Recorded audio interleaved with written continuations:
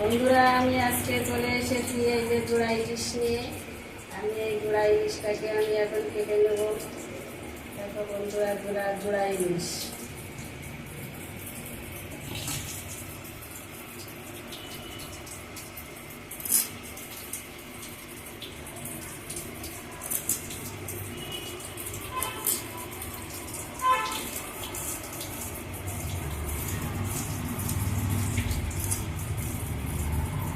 মাছের আঁশটাকে ছাড়িয়ে নিচ্ছি, ভালো করে ছাড়িয়ে নিয়ে আমি মাছটাকে পিস পিস করে কেটে নেব। এমনি করে বটিতে আঁশ ছাড়াতে হয়। তোমরা হয়তো সবাই জানো মাছ কাটতে, অনেকে আবার মাছ কাটতে জানে না, বাজার থেকে কাটিয়ে নিয়ে আসে, কিন্তু আমি বাড়িতেই মাছ কেটে নিই। আমার কাটা মাছটা খুব পছন্দ হয় না, আমি নিজেই কেটে নিই।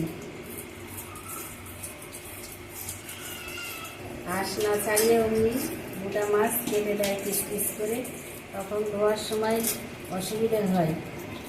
আঁশ ছাড়ানো যায় না, তাই আমি আঁশটা ছাড়িয়ে নিয়ে আগে বাড়িতে আমি মাছটাকে কেটে নিই ভালো করে। মাছের আঁশ ছাড়ানো হয়ে গেছে, আর আমি আঁশ ছাড়াচ্ছি। এটাকে এবার পিস পিস করবো। এবার আমি মাছটাকে পিস পিস করে কেটে নিচ্ছি।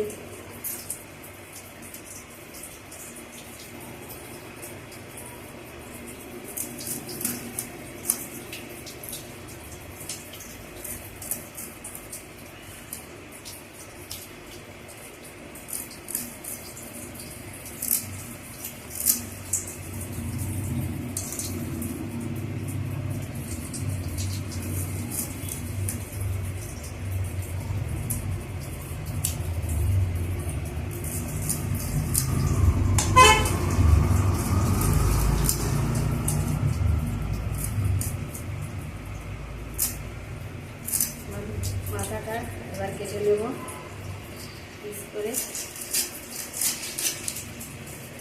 মাথাটাকেও কেটে নিয়েছি, আমার মাছ কাটা হয়ে গেছে। এবার আমি মাছটাকে ধোবো। মাছটাকে কেটে নিয়েছি।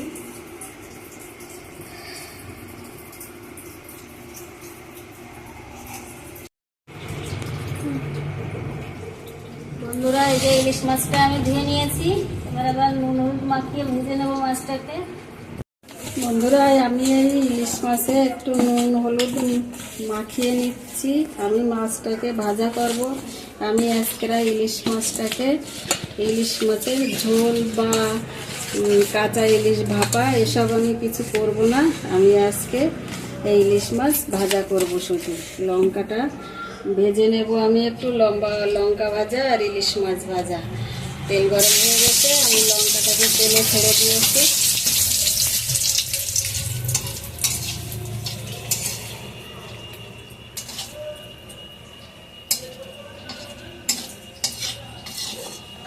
লঙ্কাটা ভাজা হয়ে গেছে, আমি তুলে নিলাম। এবার আমি মাছগুলোকে দিয়ে দেবো। এগুলোকে দিয়ে দিচ্ছি, মাছগুলোকে ভেজে নেব।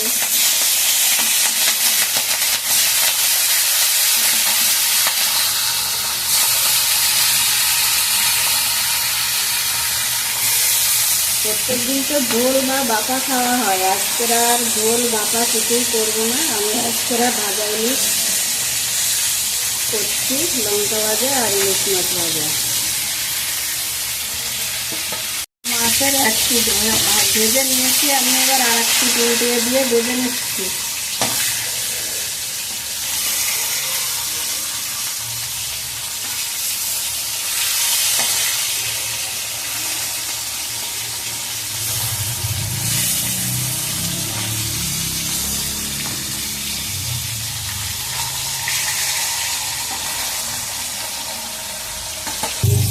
আমি ভেজে নিয়েছি, ভাজা হয়ে গেছে কিছুটা, আমি তুলে নিলাম।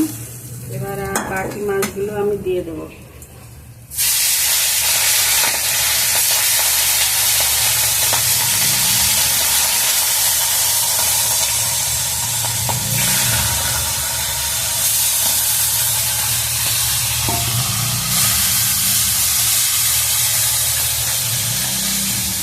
লঙ্কা ভাজা হয়ে গেছে, এই যে মাছের তেল বাটিতে রেখে দিয়েছি। আজকে মাছের তেল আর লঙ্কা ভাজা দিয়ে মাছ ভাজা খাওয়া হবে। আজকে আমি কোনো মাছের ঝোলও করিনি আর তোমার কাঁচা মাছের ভাপাও করিনি। প্রত্যেক দিন একটা তো খেতে ভালো লাগে না, এক এক দিন এক এক রকম করে খেতে হয়, তাই আমি আজকে ইলিশ মাছ ভাজা আর লঙ্কা ভাজা আর মাছের তেল